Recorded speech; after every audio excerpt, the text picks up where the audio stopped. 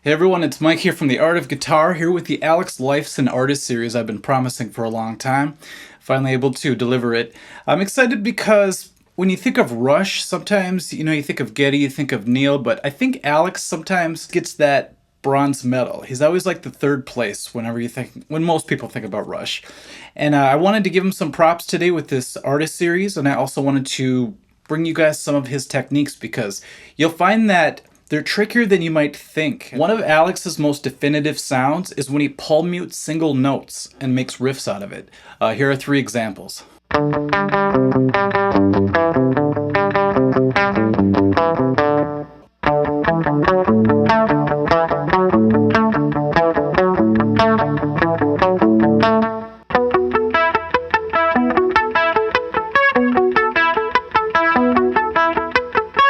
Let's say we play a power chord or a 5 chord in the middle 2 strings. So in this case, we're playing F5, so we have F, and then the 5th note of the scale creates a power chord. Let's add another F on top of it, right here, 2nd string, 6th fret. Okay, it's a little bit bigger. Now let's make it gigantic. Let's take our index finger and bar across to the 5th string, 3rd fret. This is adding a C note or another 5th interval. So all we have are root notes and 5ths, so it's just going to sound gigantic now. So compare that with the first power chord. And now we have... A great way to take up space and be a little more atmospheric is to use natural harmonics and form chords and let them ring out. So this is a great way, once again, to take up space.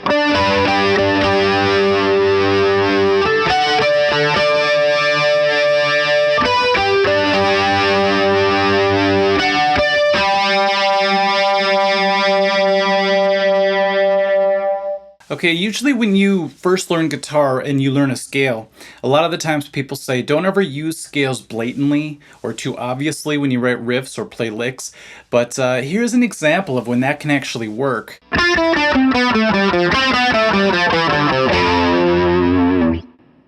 that crazy? So the rules can be bent. If you can use a scale and make it that musical and that epic, go for it. Alex's masterful use of arpeggios and the notes that he chooses are so epic and magical that they're a lot of fun to play, and they add so much texture, if you will, to the sound.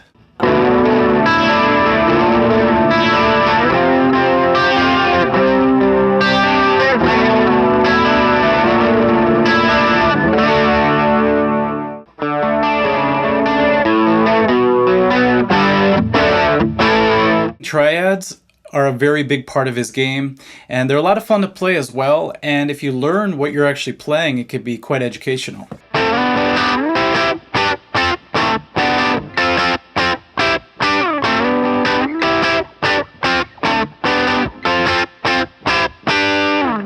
So he does these amazing bar dips, but there was a little detail that I wasn't getting before. I used to think you would just dip the bar, let it come back, hit a harmonic, and do the same thing. Something similar to that. But if you really listen carefully, the pitch actually goes up about a half step above just the normal pitch that you start off with. Also notice how I don't push the bar down a lot like in the previous example. It's just a quick slight dip and then a pull up, and it ramps up kind of slowly actually.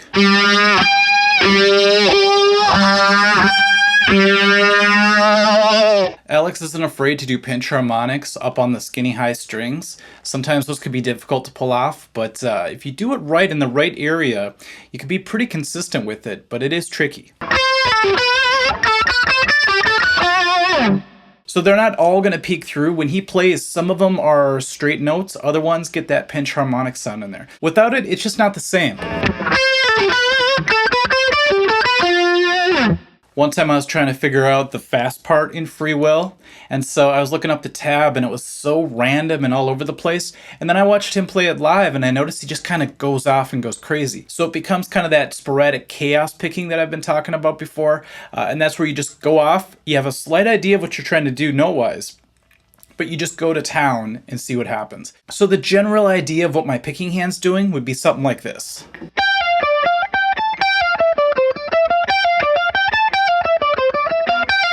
So I have a sort of a circular pattern, but when I add that intense trem picking, you never know what you're going to get.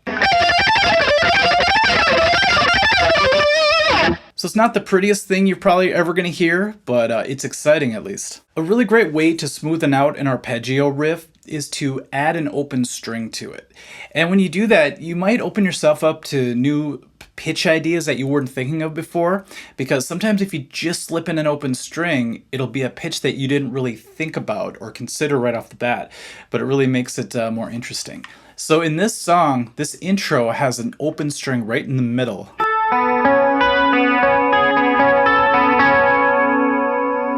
So that's a fun little trick. Add an open string and just see what happens.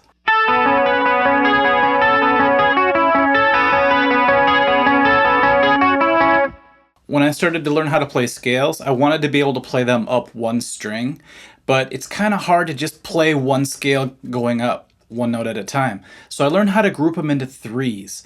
And Alex uses that very effectively to connect parts together. So it's a good way to climb the neck, and he does it very musically. So here's the pattern idea. So I'm just doing a scale, but I'm climbing 3 at a time and ascending one note each time. And what's great about that, how he does it, he might double up on a part, but you still get that same effect.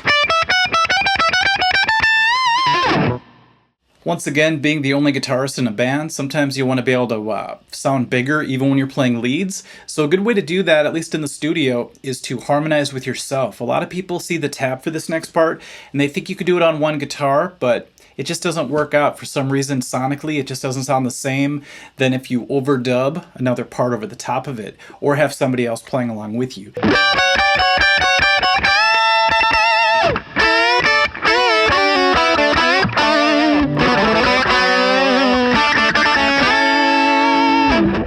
A little more pleasing to the ear than going like this.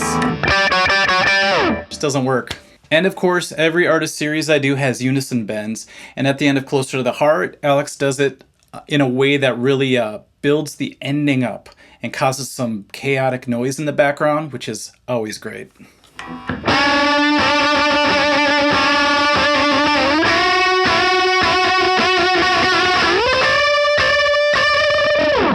The crazier the better, in my opinion.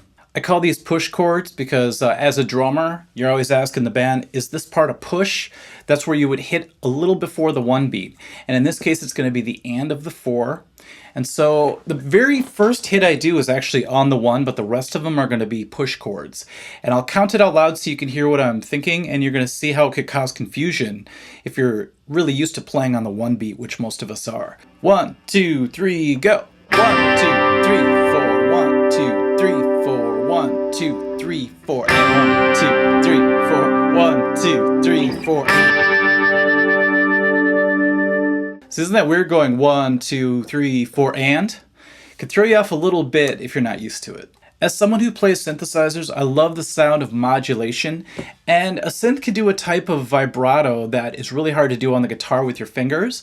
So what Alex does, which I love doing too, is using his trem bar to make it work. So we're gonna go like this.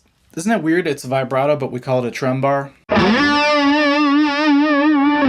Doesn't that just scream Rush? If I try to do that with just my fretting hand, it's not the same. The reason is that the trem bar can bring the pitch higher and lower than the 0 point. Whereas if you just use your fretting hand, it's just going to go higher and then back to 0. So it's kind of nice and go higher, then below it, higher, then below it, creating this really nice wave.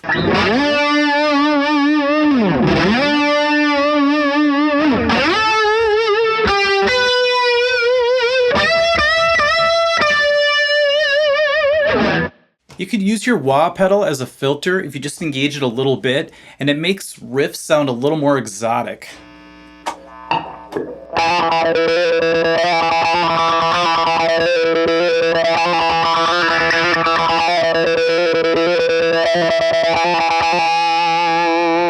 Using octaves is a great way to fill in like a secondary part. So if something's happening, you just want to make it a little bit bigger, sometimes adding octaves is the answer. And he likes to do octave slides as well. I'll do 2 examples of that.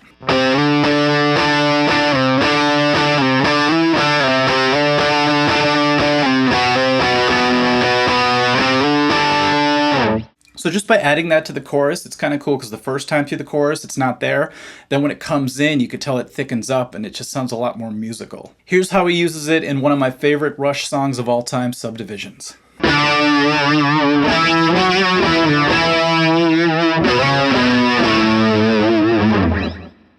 That one's great because we have sliding octaves, but we also have that synth vibrato added to it, so it's two techniques combined. I used this technique before when I ran out of ideas improvising live. I was just playing a pentatonic thing and I sort of didn't know what else to do.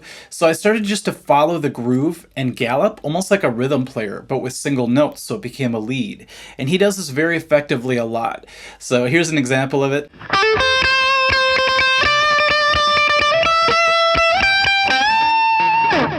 So you notice I'm just doing single notes, but I'm galloping on the string like a rhythm player. It's kind of fun.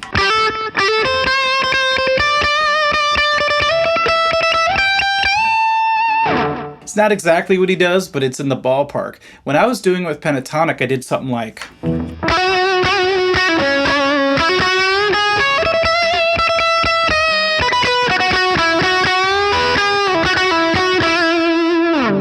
So this is the part I was very excited for. We used natural harmonics already earlier when we were holding out notes and really making a chord sound with the harmonics. This time we're going to use harmonics, but in a melodic way.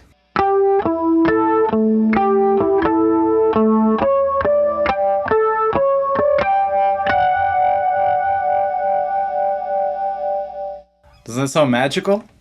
Remember the first time I heard that, I'm like, this is my new favorite song. The hard part is when you're playing live and you're full of adrenaline and you're kind of excited, it's hard to calm down enough to accurately hit those perfectly. So, I don't know, hats off to Alex for being able to do that. Once again, talking about being an only guitar player, sometimes you have to try to make your guitar sound like two players, just to expand the sound. And what we're going to do here is we're going to play both sides of the fretboard. So we're going to go from the low side to the high side back and forth. This is a huge thing to be able to do.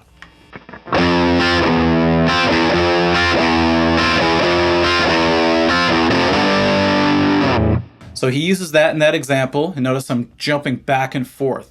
It's really cool to play bass notes and then jump to the treble strings. So let's do one more example.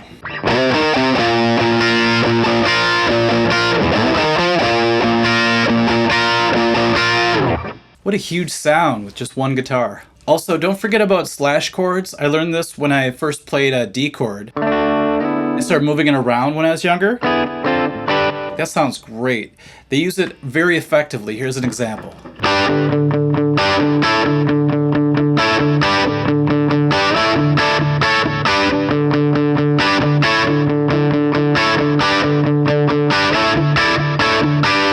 Adding an open string on top of bar chords is a great way to get brand new sound combinations that you may have never planned before.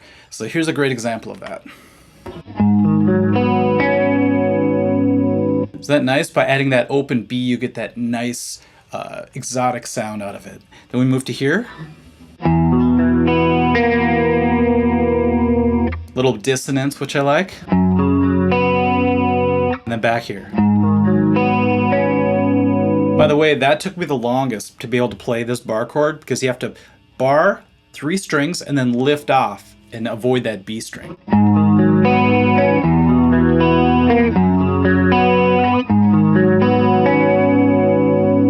It was a lot trickier than I thought.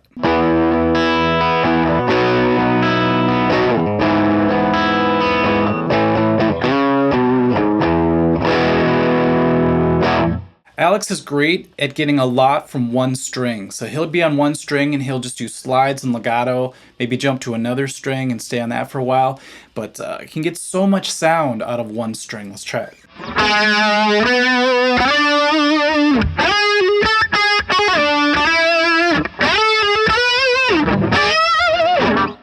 It's a fun example to play. All right, since we're in the lead state of mind, let's look at Working Man. We've got 3 techniques from that. First of all, the different motifs he plays, pentatonic, I think of them as circular. They're a lot of fun. The first one that I really love reminds me a lot of old Kiss. Isn't that a great lick? Quick hammer-on pull-off, very rhythmic. The other one that I love that's a little more circular is this one. That was just push picking. I was doing sort of an economy picking when I did that, but you can also do outside picking. That one has a little more attack to it, so I do like that. He's also great at doing extended bends, so 1.5 bends and even 2-step bends.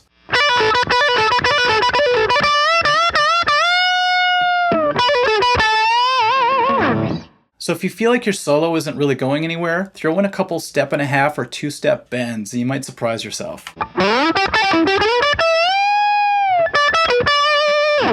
And then finally, we're going to do what I call the country bend. And he does it very blatantly at the end of Working Man. And it's a great sound. You're just going to bend here. We're going to be at the 3rd string, 14th fret. Bend it up a whole step. Then we're going to hit the 2nd string, 15th fret. And then we're going to let that bend that we just did come down. And you're going to hear this very strange harmonic rub. And if you're standing next to your amp and it's cranked up, you like feel it in your whole body. It's crazy.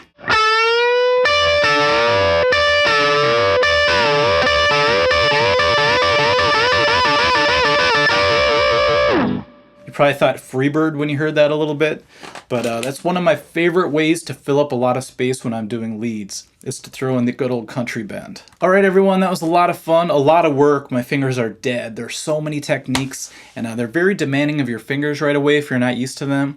So once again, I really wanted to give Alex some props, because without Alex Lifeson, my childhood wouldn't have been the same. Because we all grew up, most of us, my age I guess, grew up hearing Rush. And sometimes you overlook, or at least I did, the importance of the guitar playing in the band. And some people call it erratic and sloppy or whatever, but I think because the rhythm section is so strong in the band and they're a 3-piece, you need someone to kind of do some scattered sounds, some textures, some layers, and not follow so tightly with the band. And I think it's the perfect fit. Probably why they're the best power trio of all time. So, all right, I know that's a big statement, but I stand by it. We'll catch you guys at the next lesson. Thanks for watching, and hopefully you had fun and learned something. Catch you later. Bye.